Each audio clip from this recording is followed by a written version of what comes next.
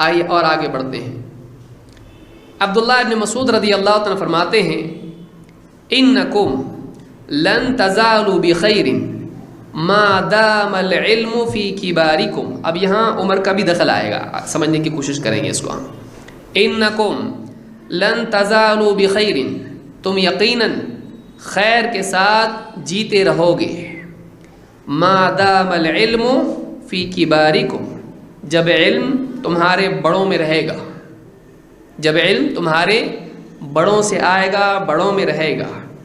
فَإِذَا كَانَ الْعِلْمُ فِي صِغَارِكُمْ، لیکن جب علم تمہارے چھوٹوں میں آ جائے گا، صَفَّحَ الصَّغِيرُ الْكَبِيرُ، چھوٹے بڑوں کو بیوقوف بتانے لگیں گے۔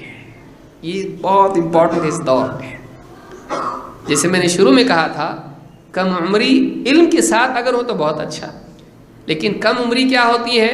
جوانی کی عمر ابا کو صحیح نہیں سمجھتا، مجھ کو ہی صحیح سمجھتا ہے، انہوں نے پوری زندگی خراب کرے اپنی، میرا آج بھی سنیں گے تو بچ جائیں گے۔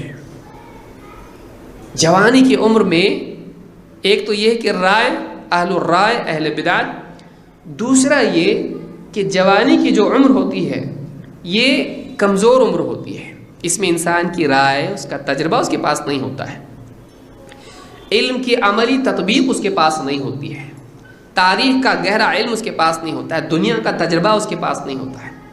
لیکن جب ایک انسان ایک عمر جی لیتا ہے تو اس کو سماج کا بھی علم ہوتا ہے اور دین کا علم اس کے ساتھ جب جمع ہو جاتا ہے تو یہ بہت قیمتی انسان بن جاتا ہے۔ آپ دیکھیے، اس لیے عموماً اللہ تعالیٰ کی سنت یہ ہے، یہ ہمیشہ کے لیے نہیں ہے لیکن عموماً اللہ کی سنت یہ ہے کہ اللہ تعالیٰ نبیوں کو پختہ عمر کے بعد نبوت دیتا ہے۔ نبی صلی اللہ علیہ وسلم کو کب ملی؟ 40 سال کے بعد۔ وَلَبِثْتُ فِيكُم مِّنْ عُمُرِكَ سِنِينَ، من عمر یعنی میں تمہارے درمیان ایک عمر جی چکا ہوں۔ آیت میں بھول رہا ہوں کہ میں تمہارے درمیان ایک عمر جی چکا ہوں۔ تو یہاں پر آپ دیکھیں کہ نبیوں کو اللہ قوم میں رکھتا ہے اور نبی ان کے درمیان معتبر ثابت ہوتے ہیں اور نبیوں کی عمر پختہ ہوتی ہے، سماج کا فہم اور علم ان کو پختگی کے ساتھ ملتا ہے، انسانوں کو بھی وہ پڑھتے ہیں، اس کے بعد اللہ ان کو نبوت دیتا ہے اور لوگوں کی رہبری کرتے ہیں۔ عموماً اللہ کا یہ قاعدہ ہے۔ کبھی کبھی اللہ بچپن میں بھی یا یحییٰ خذ الکتاب بقوۃ، تو کبھی اللہ ایسا بھی کرتا ہے، بچپن میں دیتا ہے عیسیٰ علیہ السلام، یحییٰ، یا اسی طرح سے دوسرے، لیکن عام قاعدہ اللہ کا یہ ہے۔ تو کہتے ہیں کہ لوگ خیر کے ساتھ رہیں گے جب تک کہ علم تمہارے بڑوں میں رہے گا، لیکن جب یہ علم چھوٹوں میں آ جائے گا اور واٹس ایپ پہ جنگ شروع ہو جائے گی۔ آج دیکھیے آج کیا حال ہے، بڑے بڑے علماء ہیں بتاتے ہیں نہیں ایسا نہیں، ایسا ہونا چاہیے، لیکن نوجوانوں کو آپ دیکھیے، اور یہ واقعی اس کو آپ دیکھیں گے آج کے دور کے حساب سے ٹوٹل فٹ جس کو کہتے ہیں، آپ ایک بڑے عالم کا آپ اس کے سامنے، نوجوان کے سامنے بتائیں، اس کی رائے بن گئی ایسا ہونا چاہیے، یہ صحیح ہے، یہ غلط ہے، اس نے اپنی تحقیق سے کوئی چیز سمجھ لی، یہاں سے ایک آیت وہاں سے ایک حدیث، دونوں کو فٹ کیا، ارے روشنی ہو گئی ایک دم، تو اس کو سمجھ میں آ گیا۔ اب اس کے بعد اس سے کہا جائے بھائی یہ اتنے بڑے بڑے علماء ہیں، انہوں نے کہا ہے کہ یہ بات غلط ہے، ارے ان کو کیا سمجھتا، صفح الصغیر الکبیر، صفح، ان کو کیا سمجھتا ہے، نادان ہے، بیوقوف ہے۔ تو چھوٹا کیا کرے گا، بڑوں کو بیوقوف ثابت کرے گا۔ کیوں؟ اس لیے کہ اس کے پاس علم کی باتیں آ گئیں، علم نہیں آیا، فرق ہے۔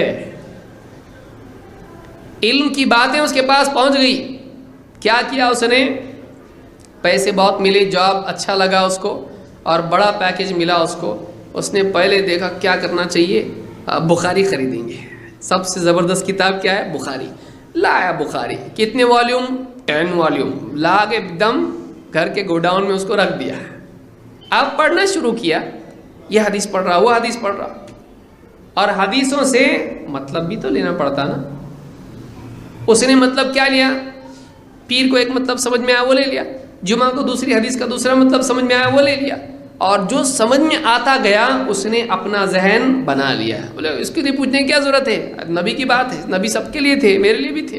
پڑھا اس نے، نہ عربی اس کو آتی، نہ اس کی دوسری روایتیں اس کو معلوم ہے، نہ اس کی واقعی تشریح کیا ہے اس کو معلوم. پڑھنا شروع کیا اس نے، مطلب لینا شروع کر دیا. ظاہر بات ہے ایک انسان اگر کوئی مطلب لے گا صحیح بھی نکل سکتا ہے، غلط بھی مطلب لے سکتا ہے وہ.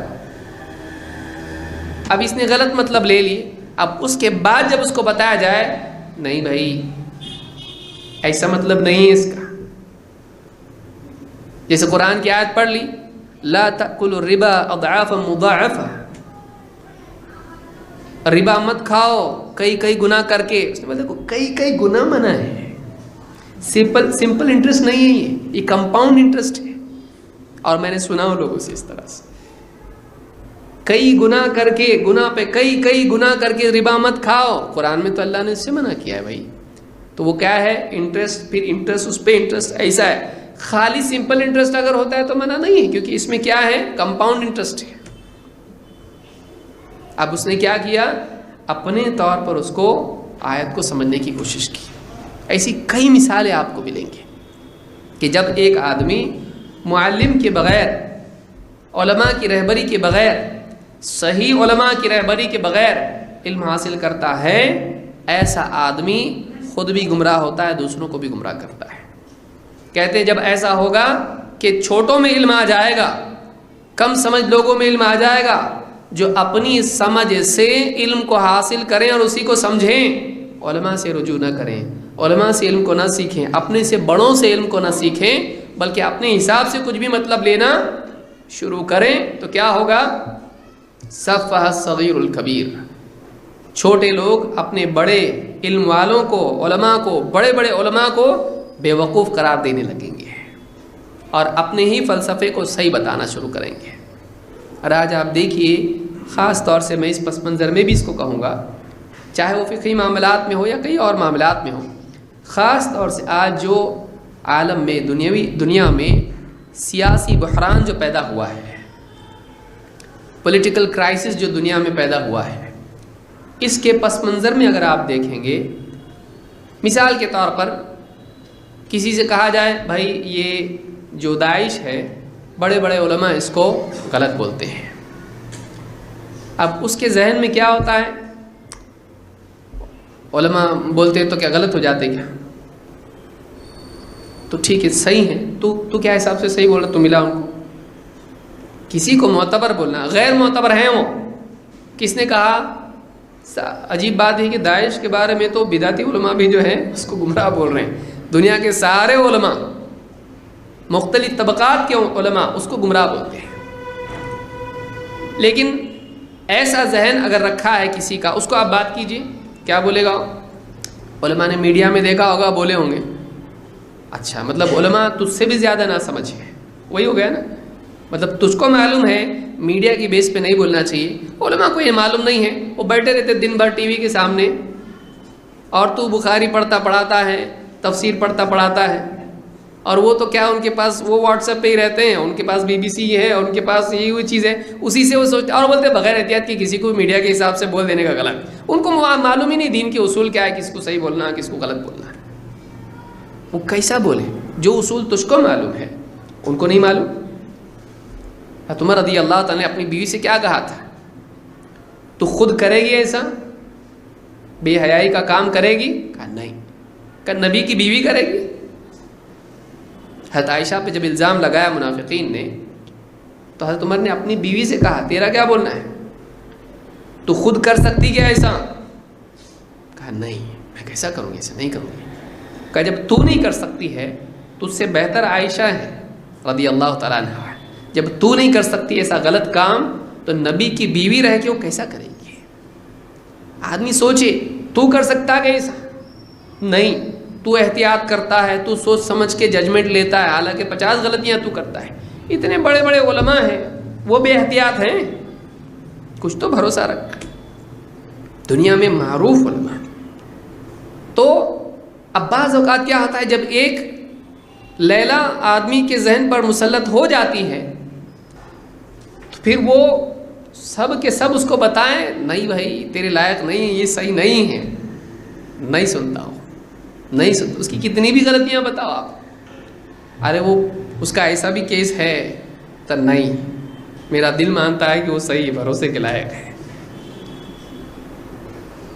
उसके बारे में अगर तफसील तुम झूठ बोलते हैं, तुम झूठ, तुमको कुछ तो तुम्हारा अपना कुछ मामला उसके साथ करने का, रिश्ता भेजने का मामला दिखता है तुम्हारा। मैं अगर रिश्ता ना रखूं तुमको भेजना होगा कुछ तो रिश्ता। आदमी जब किसी से, देखिए इसीलिए उलमा क्या कहते हैं कि किसी से मोहब्बत होने से पहले तहकीक कर लो। याद रखो मेरी बात, आप बहुत अच्छे से, मैं बीवी के बारे में नहीं बोल रहा हूँ वहाँ क्यों जा रहे हैं आप।